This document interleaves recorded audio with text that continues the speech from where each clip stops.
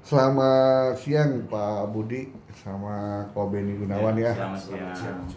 Saya Danis beserta tim dari Rido Pos TV. Ya. Mohon izin untuk konfirmasi terkait permasalahan Ko Beni dengan eh, Hotel Sato, terkait pembangunan Hotel Sato yang mana Pak Budi ditunjuk dan diberi kuasa oleh Ko Beni Gunawan sama Junedi untuk selaku kuasa hukumnya. Nah ini gimana kok? Ini Pak Budi, awal mulanya permasalahan ini dari mana awal mulanya? Jadi awal mulanya itu Pak Beni Gunawan Junedi dan Pak Junedi ya, itu kan bersebelahan dengan hotel Beauty asalnya. Beauty. Hotel Beauty pertama kalinya. Pertama kali Beauty. Itu dengan izin IMB nomor 644 garis miring 293 garis miring 25.03 garis miring 2017 itu diterbitkan tanggal 7 Juni 2017. Itu dari sisi luas itu sudah benar. Kami mengatakan benar di sini ini karena luasnya hanya 266,8. Sedangkan luas bangunan pemilik hotel itu ada 390, sehingga dengan sisa tanah yang masih ada itu dari pengertian IMB yang pertama adalah dipergunakan garis sepadan yang penting di dalam Undang-Undang Bangunan nomor 28 tahun 2022 dan juga peraturan pelaksanaannya itu bernama BOT. Pada saat pembangunan awal tahun 2017 bukannya mengikuti IMB tetapi justru menghabiskan tanah seluruhnya. Namun di sini dibiarkan oleh Pemda. Seharusnya penegakan perda ini melihat seperti itu segera harus dilakukan.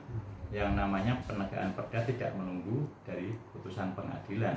Itu sudah menjadi ketentuan undang-undangnya.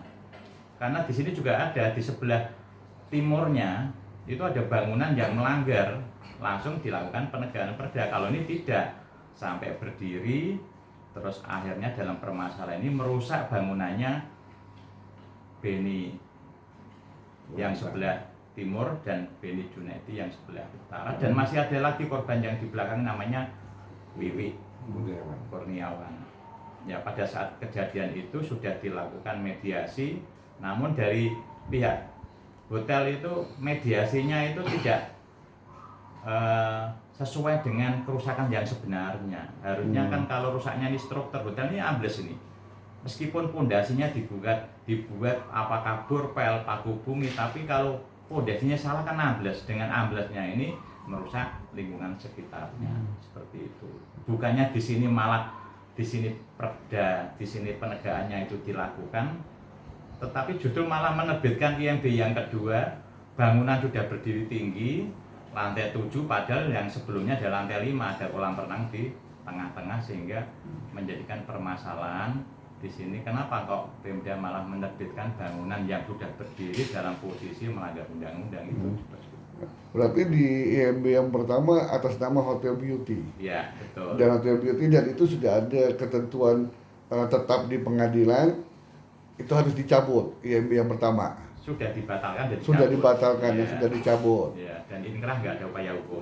Inkrah dan tidak ada upaya hukum. Jadi IMB yang pertama atas nama Hotel Beauty yang melakukan pelanggaran tersebut memang sudah ada putusan tetap dibatalkan dan itu sudah dicabut. Sudah dicabut.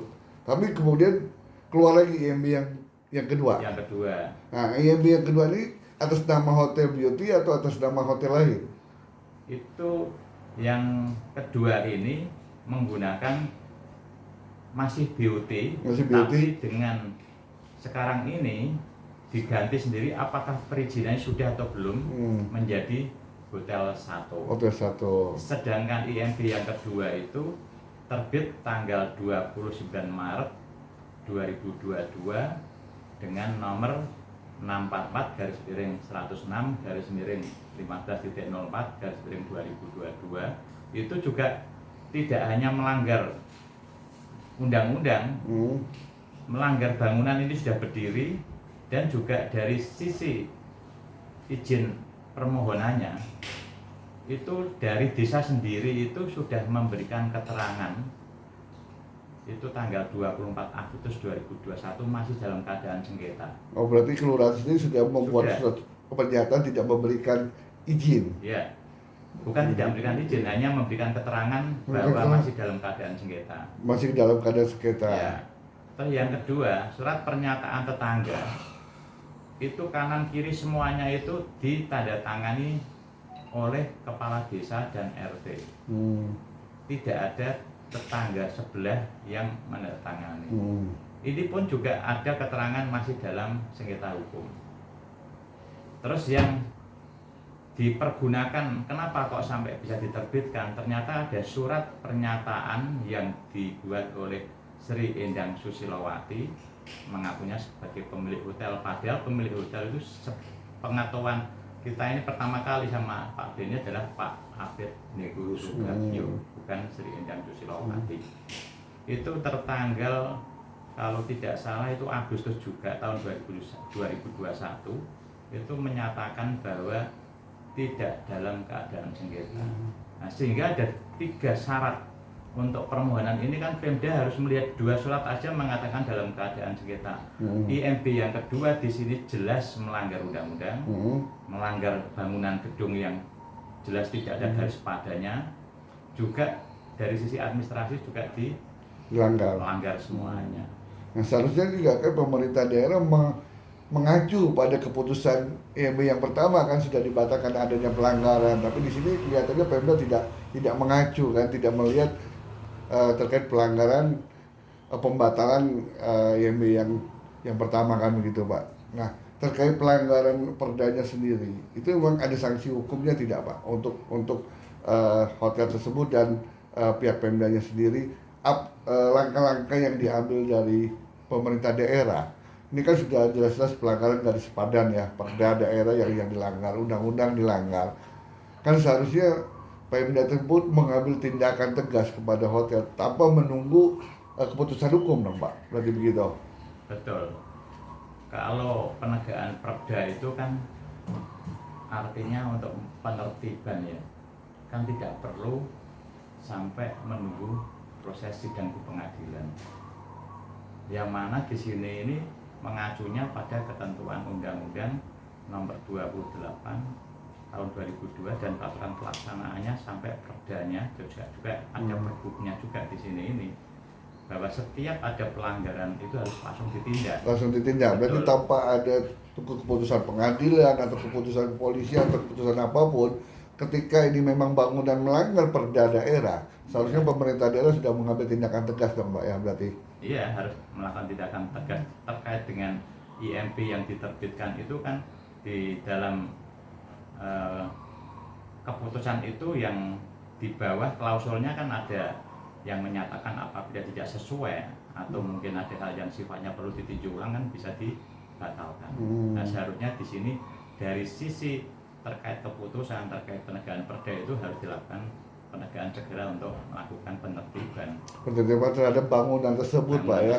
Iya. Jadi bukan terkait penertiban terkait izin-izinnya, tapi terkait pembangunan gedungnya ya Pak. Iya. Yang sudah melanggar garis padan, melanggar undang-undang tentang bangunan, berarti itu kuncinya ya Pak ya. Nah, kenapa Pemda tidak melakukan hal itu sampai sejauh ini kan Pak, gitu kan? Harus pakai menunggu keputusan dulu pengadilan, keputusan dari segala macam, sedangkan itu sudah jelas satu pelanggaran, tapi sampai hari ini tidak ada satupun Pak ya dari pihak Pemda Kabupaten Kudus yang melakukan tindakan kepada Hotel 1 sendiri, tidak ada ya Pak? Tidak ada. Jadi perlu kami sampaikan bahwa penegakan perda itu ada 2 permasalahan yang harus diperhatikan.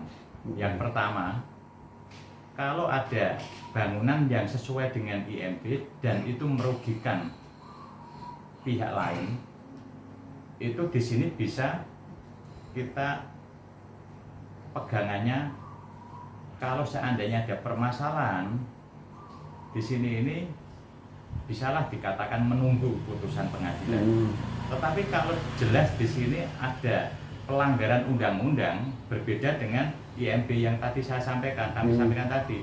Kalau ada pelanggaran di situ, ya harusnya kan diperlakukan yang sifatnya dilakukan penegakan, jelas melanggar undang-undang. Melanggar undang-undang Pak ya, tapi sampai sejauh ini belum pernah ada Pak ya penindakan Itu yang disayangkan Pak ya, kurangnya ketegasan dari pemerintah Kabupaten Kudus sendiri Pak ya, terkait pelanggaran dari gedungnya sendiri ya Pak ya. Ya, kemungkinan juga tidak memahami berlakunya hukum itu bagaimana.